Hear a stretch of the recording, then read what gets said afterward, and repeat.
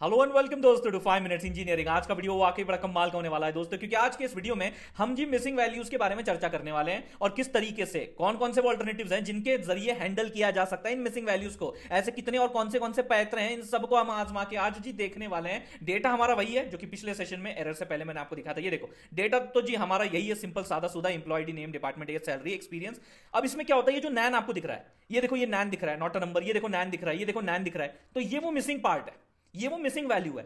यहां पे कुछ तो गड़बड़ है और इस गड़बड़ी की वजह से आगे भी गड़बड़ी होती है। जैसे कि मैंने आपको बताया था कि जब हम लोग इस तरीके से कंडीशंस पुटअप करते हैं और लेट्स से उन कंडीशंस में नैन वैल्यू सामने आ जाती है तो सारा मामला गड़बड़ा जाता है, क्योंकि this is some missing information.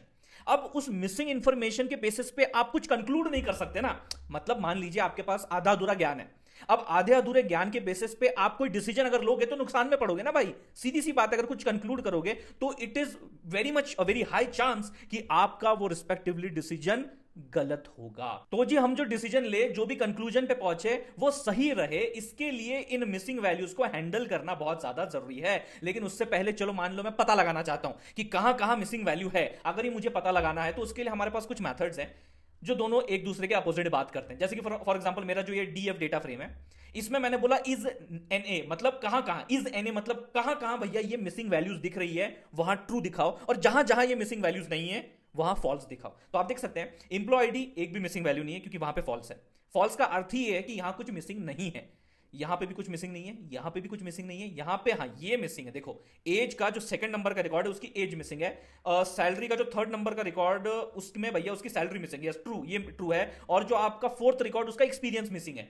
तो ये ट्रू के जरिए अपने को पता चल रहा है कि these are the places where the values are missing. और इसका एक एकदम उल्टा, एकदम ही अलग भैया मेथड है जो ये बताता है कि कौन कौन सा मिसिंग नहीं है, कौन कौन सा मिसिंग नहीं है। नॉट एन ए, एक था इज एन ए और यहां है नॉट एन ए। तो नॉट एन ए क्या रिटर्न करता है, ट्रू रिटर्न करता है। जहां पे मिसिंग नहीं है और जहां पे मिसिंग है वहां फॉल्स रिटर्न करता है, यानी अपोजिट मीनिंग। तो आप देख सकते हैं यहां ट्रू है तो यहां पे देखिए फॉल्स आ गया, ये देखिए यहां पे ट्रू है तो देखिए यहां पे फॉल्स आ गया, यहां पे और यहां ट्रू है बिल्कुल जी तो यहां फॉल्स आ गया, यहां पे ट्रू है तो देखो जी यहां पे फॉल्स आ गया। इस तरीके से अपोजिट मीनिंग जो है इन दोनों में से जो भी आप इस्तेमाल करना चाहे डेफिनेटली कर सकते हैं। अगर आपका फोकस नॉन मिसिंग वैल्यूज के ऊपर है तो भैया नॉट एन ए के ऊपर, क्योंकि आपको फिर ट्रू जो सेंस में दिखता है वो आपको एक्चुअल वैल्यूज दिखेंगी, उस सेंस में बात कर रहा हूं। लेकिन अगर आपको स्पेसिफिकली ट्रू के सेंस में डिटेक्ट करना है मिसिंग वैल्यूज को तो इज एन ए भी आप काम में ले सकते हो। ठीक है, दोनों की अगर एक बार अंडरस्टैंडिंग मिल गई तो दोनों में से आप जो इस्तेमाल करना चाहे कर सकते हैं, ऐसी कोई दिक्कत परेशानी की बात नहीं है। अब इसी मेथड को चलिए थोड़ा और आगे बढ़ाते हैं और स्पेसिफिकली अब ये ट्रू फॉल्स बुलियन वैल्यू से बढ़ के आगे एक्चुअल हमारे रिकॉर्ड्स की बात करते हैं।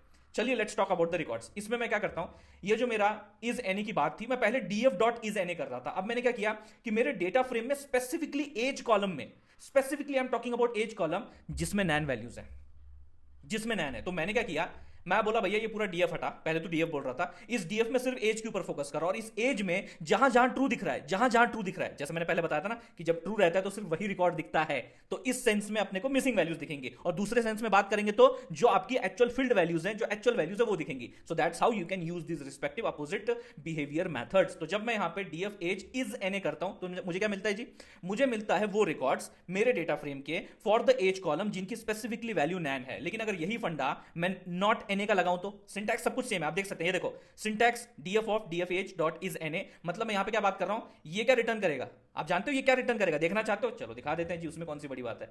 जस्ट मिनट, एक सेल ऐड करता हूं, ये देखो जी ये क्या रिटर्न करेगा, और फिर ये जो रिटर्न करेगा ये आपका हम लोग डीएफ के अंदर दे देंगे, यानी कि false false true, false false true. तो ये क्या करता है, ये जहां जहां ट्रू दिखा ये रिकॉर्ड दिखना चाहिए, यहां ट्रू दिखा ये रिकॉर्ड दिखना चाहिए, तो बराबर दो रिकॉर्ड दिखने चाहिए, और वही दो रिकॉर्ड आपके दिख रहे हैं नंबर 2 और नंबर 5 वाला, ये क्लियरली विजिबल है। 0 1 2, ये देखो 2 वाला और 5 वाला आपके सामने जी विजिबल है। Simple enough, understanding this point, यही चीज अपने को जाननी है। और यही जब मैं डीएफ को दे देता हूं तो उतने ही रिस्पेक्टिव रिकॉर्ड्स उसी पोजीशन के आपको विजिबल होते हैं जहां पे ट्रू प्रेजेंट है। लेकिन अगर मैं यही काम सिर्फ इज एनी की जगह नॉट एनी डाल देता हूं तो मुझे क्या दिखेगा, वो रिस्पेक्टिवली मुझे रिकॉर्ड्स दिखेंगे जिनकी एज बिल्कुल भी मिसिंग नहीं है। ये देखिए पर्सपेक्टिव शिफ्ट कैसा होता है, ये आपने को जानना है। बाकी आप यही सेम चीज देखिए सैलरी के ऊपर कर सकते हैं, is N A not N A, यही एक्सपीरियंस के ऊपर कर सकते हैं, is N A not N A. तो आप देखिए ना, यहां सैलरी नैन कितना एक ही है, एक्सपीरियंस नैन एक ही है, एज नैन 2 है, तो मतलब अपने को रिस्पेक्टिवली यहां पे चीजें इस तरीके से पता चल सकती हैं।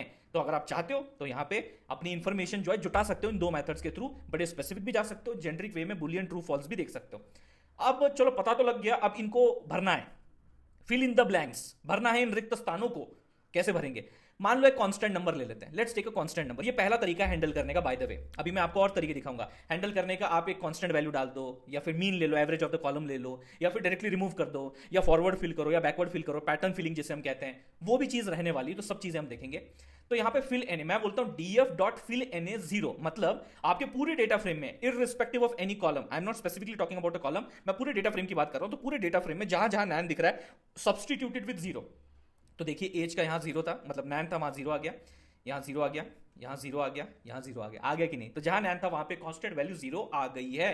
तो देखिए अगर आपके पास बहुत ज्यादा नैन वैल्यूज नहीं है तो कुछ ऐसे आप वैल्यूज को डायरेक्ट कांस्टेंट सब्स्टिट्यूट कर सकते हो। लेकिन अगर भैया बहुत ज्यादा नैन है और सभी 0 हो रहे हैं तो फिर तो यार डेटा का मतलब ही नहीं बनता, सब कुछ शून्य शून्य दिख रहा है तो रिजल्ट भी शून्य आएगा, बराबर है कि नहीं? इस तरीके से अपने को समझना है। अगर आप स्पेसिफिकली किसी एक जो आपका कॉलम है उसकी जो वैल्यूज है नैन, उससे अगर आप स्पेसिफिकली 0 करना चाहते हो, यानी कि एक कांस्टेंट वैल्यू असाइन करना चाहते हो, मिसिंग जगह पे भरना चाहते हो, तो आपको डीएफ डॉट फिल एने की जगह DF square bracket of that column name, जैसे एज, फिल एने 0। तो देखिए एज जहां जाए वहां पे 0 0 आपको देखने को मिल जाएगा।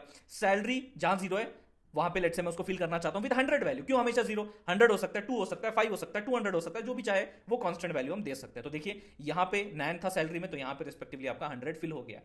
एक सबसे जेन्युइन और एक थोड़ा सा काइंड ऑफ मेच्योर जो हैंडलिंग वे है आपके इन रिस्पेक्टिव मिसिंग वैल्यूज को फिल करने का, वो है कि आप रिस्पेक्टिवली क्या करो, अपना जो ये डेटा फ्रेम है इसकी जो नैन वैल्यूज है इनको आप ना एक कॉलम के मीन से फिल इन कर सकते हो। मतलब व्हाट आई एम टॉकिंग, सी देखिए यहां पे फर्क देखिए, समझिए। मेरा एक कॉलम है एज, इस एज में बहुत सारी वैल्यूज है। इन वैल्यूज का अगर मैं म्यू यानी कि मीन लेता हूं, यानी कि एवरेज लेता हूं, तो मुझे एक वैल्यू मिलती है। लेट्स से अपनी केस में वो 31 ये वैल्यू है। तो मेरा जो डेटा फ्रेम है उसमें अगर कहीं भी आपको नैन वैल्यू कहीं भी अगर दिख जाए तो ये 31 जो है वो उस जगह पे लगा दो। ये मेरा कहने का तात्पर्य है। तो आप देखो यहां पे, देखो यही चीज मैंने की। तो यहां 31 है, यहां पे रिस्पेक्टिवली 31 है, यहां पे 31 है और यहां पे 31 है। लेकिन आप कहोगे यार ये कौन सी बात हुई यार कि आपने एक कॉलम की मीन को बाकी जो दूसरे कॉलम्स हैं जिनके रेंजेस अलग हो सकते हैं, वैल्यूज बड़ी छोटी हो सकती है, उनके रिस्पेक्टिवली नैन में भी आपने 31 डाल दिया जो कि एज का एवरेज था। आप स्पेसिफिकली डाल सकते हो क्या? मतलब स्पेसिफिकली चीजें कर सकते हो क्या? ये मीन अलोकेट कर सकते हो सैलरी के लिए सैलरी का, एज के लिए एज का, बिल्कुल जी कर सकते हैं। ये देखिए मैं बोलता हूं जी मेरे डेटा फ्रेम में जो सैलरी कॉलम है उसे फिल करो, उसकी नैन वैल्यूज को फिल करो with the same salary columns mean, with the same salary columns mean. ये बात समझनी है। और देखिए आपका सैलरी कॉलम का जो मीन है, जो कि रिजल्टेंट देखिए आपको यहां देखने को मिल जाएगा। ये देखिए ये मीन है, this is the mean value replace. अगर आप इसके अलावा कोई और मेथड लेना चाहते हैं, let's say max, mean value average नहीं चाहिए मेरे को, मैक्सिमम वैल्यू चाहिए, तो लीजिए ये 70,000 मैक्सिमम वैल्यू है। लेट्स से आपको मिनिमम चाहिए तो एमआई मिनिमम ले लेते हैं। तो देखिए यहां पे आपको मिनिमम वैल्यू मिल जाएगी। लेट्स से आप यहां पे कोई और वैल्यू जैसे स्टैंडर्ड डिविएशन लेना चाहते हैं तो लीजिए स्टैंडर्ड डिविएशन वैल्यू यहां पे सब्स्टिट्यूट हो गई। लेट्स से आप कोई और चीज जैसे कि यार मान लीजिए मैं किसी और कॉलम का मैक्सिमम वैल्यूज में डालना चाहता हूं, वो भी पॉसिबल, मैं आपको दिखाता हूं। ये देखिए ये अल्टरनेटिव भी देखना, बड़ा मजेदार किस्सा है।